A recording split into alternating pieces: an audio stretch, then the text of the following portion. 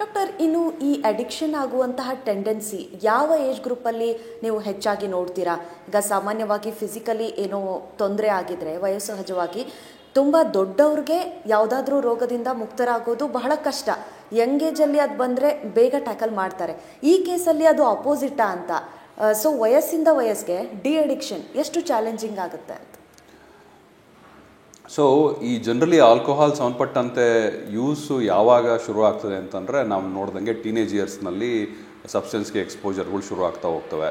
So ಅವರು ಕಾಲೇಜಲ್ಲಿರ್ಬೋದು ಅಥವಾ degree ಮಾಡ್ಬೇಕಾಗಿರ್ಬೋದು, ಅವಾಗ ಯಾರೋ ಒಬ್ಬರು ಮಾಡ್ತಿರ್ತಾರೆ, ಅವ್ರು ನೋಡ್ಬಿಟ್ಟು ನಾವು ಒಂದ್ಸಲಿ ಟ್ರೈ ಮಾಡೋಣ ಅಂತ ಅನ್ನಿಸ್ಬೋದು. ಈ ಥರ ಜನರಲಿ ಶುರು ಆಗ್ತದೆ. ಶುರು ಆದಾಗ ಏನಿರುತ್ತೆ, ಅದು ಶುರು ಆದ ತಕ್ಷಣವೇ ಪ್ರಾಬ್ಲಮ್ಮು ಶುರು ಆಗಲ್ಲ ಎಷ್ಟೋ ಸಲ ಜನಗಳಿಗೆ. ಅದಾಗಿ ಅದು ದಿನ ದಿನ ದಿನ ಯಾವಾಗ ಯೂಸ್ ಜಾಸ್ತಿ ಆಗ್ತಾ ಹೋಗುತ್ತೆ ಅವಾಗ ಪ್ರಾಬ್ಲಮ್ ಶುರು ಆಗ್ತದೆ. ಅದರಿಂದ ನಾವು ಇದಕ್ಕೆ ಸಂಬಂಧಪಟ್ಟಂಗೆ ಈ ಆಲ್ಕೋಹಾಲೇ ತೊಗೊಂಡ್ರೆ ನಮಗೆ ಇನ್ನೊಂದು ಶುರು ಮಾಡಿ ಅವ್ರೊಂದು 5-10 ವರ್ಷ ಆಗಿದೆ, ಕಂಟಿನ್ಯೂಸ್ ಆಗಿ ಯೂಸ್ ಮಾಡ್ತಾ ಇದ್ದಾರೆ, ಡೈಲಿ ಯೂಸ್ ಮಾಡ್ತಾರೆ, ಆ ಲೆವೆಲಿಗೆ ಬಂದಾಗಷ್ಟೇ ಅವರಿಗೆ ಟ್ರೀಟ್ಮೆಂಟಿಗೆ ನಮ್ಮ ಹತ್ರ ಬರ್ತಾರೆ.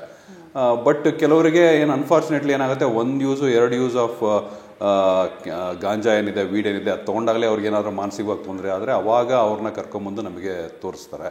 ಸೊ ಏಜ್ ಗ್ರೂಪ್ ಒಂದೊಂದು ಸಬ್ಸ್ಟೆನ್ಸ್ ರಿಲೇಟೆಡ್ ನಾವು ತೊಗೊಂಡ್ರೆ ಅದೊಂದು ಡಿಫ್ರೆಂಟ್ ಇದರಲ್ಲಿ ನಮಗೆ ಬಂದು ಕಾಣ್ತಾರೆ. ಅವ್ರಿಗೆ ಯಾವಾಗ ಯಾವ ರೀತಿ ತೊಂದರೆ ಆಗುತ್ತೆ ಅದಕ್ಕೆ ಸಂಬಂಧಪಟ್ಟಂತೆ ನಾವು ಅದಕ್ಕೆ ಟ್ರೀಟ್ಮೆಂಟ್ ಪ್ಲ್ಯಾನ್ನ ನಾವು ಮಾಡಬೇಕಾಗಿ ಬರುತ್ತೆ. ಸೊ ಈಗ ಒಂದು ನಾನು ಹೇಳ್ತಾ ಇದ್ದೆ, ಸಬ್ಸ್ಟೆನ್ಸ್ ಯೂಸ್ ಮಾಡೋಕ್ಕೆ ಶುರು ಮಾಡಿ ಅವ್ರಿಗೆ ಯಾವ ರೀತಿಯ ಫಿಸಿಕಲ್ ತೊಂದರೆ ಆಗಿದೆ, ಮಾನಸಿಕವಾಗಿ ತೊಂದರೆ ಆಗಿದೆ ಅಂತ, ಅದು ಅಂಡರ್ಲೈಯಿಂಗ್ ಪ್ರಾಬ್ಲಮ್ಸ್ ಏನಿದೆ ಅದನ್ನೆಲ್ಲ ಟ್ರೀಟ್ ಮಾಡ್ತೀವಿ ಅಂತ ಹೇಳ್ಬಿಟ್ಟು.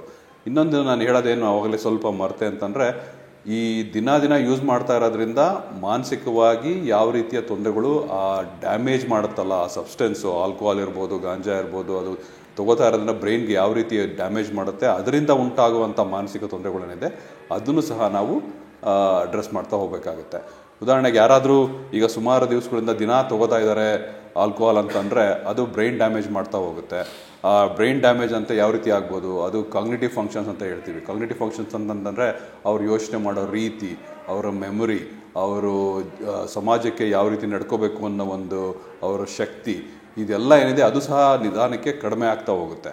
ಆದ್ದರಿಂದ ಸ್ಕಿಲ್ಸ್ನೇನಿದೆ ಅದನ್ನ ಕಡಿಮೆ ಆಗದಂಗೆ ಅದನ್ನು ನೋಡ್ಕೋಬೇಕು ಅಂದರೆ ಅವ್ರಿಗೆ ಸಮಯಕ್ಕೆ ಸರಿಯಾಗಿ ಅವ್ರಿಗೆ ಟ್ರೀಟ್ಮೆಂಟ್ ಬೇಕಾಗ್ತದೆ. ಸೊ ಅದನ್ನು ಸಹ ನೋಡಬೇಕಾಗಿ ಬರುತ್ತೆ. ಸೊ ಯಾರಾದರೂ ತುಂಬ ಚಿಕ್ಕ ವಯಸ್ಸಿನಲ್ಲಿ ಸಬ್ಸ್ಟೆನ್ಸ್ಗಳನ್ನ ಶುರು ಮಾಡಿದರೆ ಅವರು ಮುಂದಕ್ಕೆ ಅದ್ರ ಮೇಲೆ ಡಿಪೆಂಡೆನ್ಸಿ ಆಗಲಿ, ಪ್ರಾಬ್ಲಮ್ ಆಗಲಿ ಬೆಳೆಯುವಂಥದ್ದು ಅಥವಾ ಆ ಪ್ರಾಬ್ಲಮ್ ಉಂಟಾಗೋಂಥ ಸಾಧ್ಯತೆಗಳು ಜಾಸ್ತಿ ಅಂತ ನಾನು ಮೇನ್ಲಿ ಹೇಳೋಕ್ಕೆ ಇಷ್ಟಪಡ್ತೀನಿ.